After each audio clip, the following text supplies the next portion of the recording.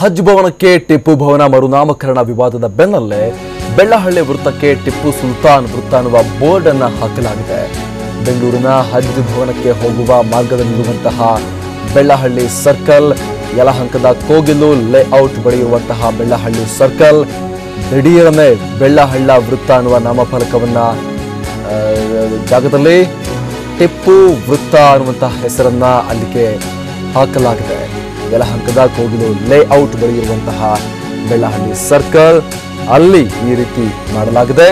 ದಿಢೀರನೆ ಟಿಪ್ಪು ಸುಲ್ತಾನ್ ವೃತ್ತ ಅನ್ನುವ ನಾಮಫಲಕವನ್ನ ಅಲ್ಲಿ ಅಳವಡಿಕೆ ಮಾಡಲಾಗಿದೆ. ಹಜ್ ಭವನಕ್ಕೆ ಟಿಪ್ಪು ಭವನ ಅಂತ ಮರುನಾಮಕರಣ ಮಾಡುವಂತಹ ವಿವಾದ ಏನು ಜಮೀರ್ ಅಹಮದ್ ಖಾನ್ ಅವರ ಹೇಳಿಕೆಯಿಂದ ಸೃಷ್ಟಿಯಾಗಿದೆ.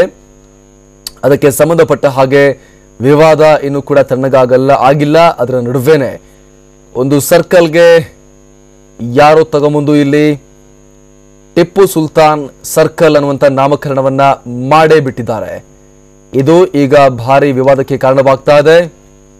ಮತ್ತಷ್ಟು ಮಾಹಿತಿಯನ್ನ ಕೊಡ್ತಾರೆ ನಮ್ಮ ಪ್ರತಿನಿಧಿ ಮುತ್ತಣ್ಣ, ಯಾರು ಮಾಡಿರುವಂತಹ ಕೆಲಸ ಇದು ಅಂತ.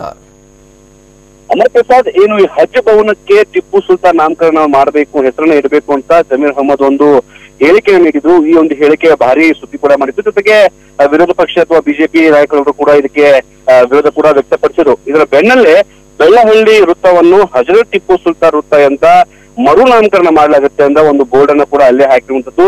ಏನು ಈ ಬೆಳ್ಳಹಳ್ಳಿ ಕ್ರಾಸ್ ಹಜ್ ಭವನದಿಂದ ಒಂದು 400 ಮೀಟರ್ ದೂರದಲ್ಲಿರುವಂತಹ ಒಂದು ಸರ್ಕಲ್ ಇದು. ಏನ್ ನಾವು ಯಲಹಂಕದಿಂದ ನಾಗಾವರ ಅಥವಾ ಹಜ್ ಭವನಕ್ಕೆ ಹೋಗ್ತಾವೋ ಅಲ್ಲಿರುವಂತಹ ಒಂದು ದೊಡ್ಡ ಸರ್ಕಲ್, ಅಲ್ಲಿ ಬಿಬಿಎಂಪಿ ತನ್ನ ಒಂದು ಬಸ್ ಸ್ಟಾಪ್ ನಲ್ಲಿ ಕೂಡ ಬೆಳ್ಳಹಳ್ಳಿ ಕ್ರಾಸ್ ಅಂತಾನೆ ಅಲ್ಲಿ ನಮೂದನೆ ಮಾಡಿದೆ. ಆ ಒಂದು ಸರ್ಕಲ್ಗೆ ಟಿಪ್ಪು ಸುಲ್ತಾನ್ ಹೆಸರನ್ನ ಇಡಲಾಗುವಂತ ಒಂದು ದೊಡ್ಡದಾದ ನಾಮಫಲಕ ಹಾಕಿ ಅಲ್ಲಿ ಟಿಪ್ಪು ಸುಲ್ತಾನ್ ಅವರ ಫೋಟೋವನ್ನು ಕೂಡ ಹಾಕಿರೋದು. ಇದೊಂದು ಕೂಡ ಭಾರಿ ಒಂದು ವಿವಾದಕ್ಕೆ ಕೂಡ ಕಾರಣವಾಗಿದೆ. ಅಲ್ಲಿರುವಂತಹ ಸ್ಥಳೀಯರು ಕೂಡ ಸಾಕಷ್ಟು ಆಕ್ರೋಶನ ವ್ಯಕ್ತಪಡಿಸುವಂತದ್ದು. ಇದೆಲ್ಲವೂ ಕೂಡ ಸ್ಥಳೀಯ MLA ಅವರ ಕುಮ್ಮಕ್ಕಿನಿಂದನೇ ಆಗಿರೋದು ಅನ್ನೋ ಒಂದು ಮಾತುಗಳು ಕೂಡ ಕೇಳಿ ಬರ್ತಾ ಇದೆ.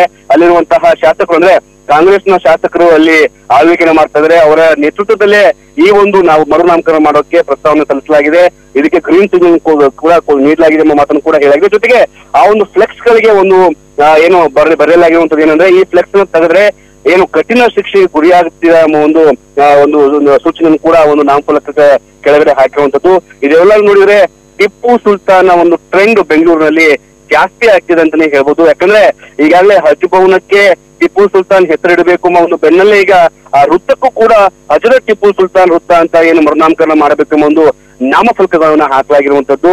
ಇದೆಲ್ಲವೂ ನೋಡಿದ್ರೆ ಟಿಪ್ಪು ಸುಲ್ತಾನ್ ನಾಮಕರಣ ಇನ್ನಷ್ಟು ಕೂಡ ಬೇರೆ ಬೇರೆ ಭಾಗಗಳಲ್ಲಿ ಆಗುವಂತಹ ಚಾನ್ಸಸ್ ಕೂಡ ಇದೆ ಎಂಬುದು ಸ್ಪಷ್ಟವಾಗಿ ಗೊತ್ತಾಗುತ್ತೆ. ಸದ್ಯಕ್ಕೆ ಬೆಳ್ಳಹಳ್ಳಿ ವೃತ್ತವನ್ನ ಹಜರತ್ ಟಿಪ್ಪು ಸುಲ್ತಾನ್ ಎಂಬ ಮರುನಾಮಕರಣ ಮಾಡೋದಕ್ಕೆ ಅಲ್ಲೆಲ್ಲ ರೀತಿಯ ಒಂದು ಬೋರ್ಡ್ ಕೂಡ ಹಾಕಲಾಗಿರುವಂತದ್ದು. Amar Prasad, thank you Muthanna.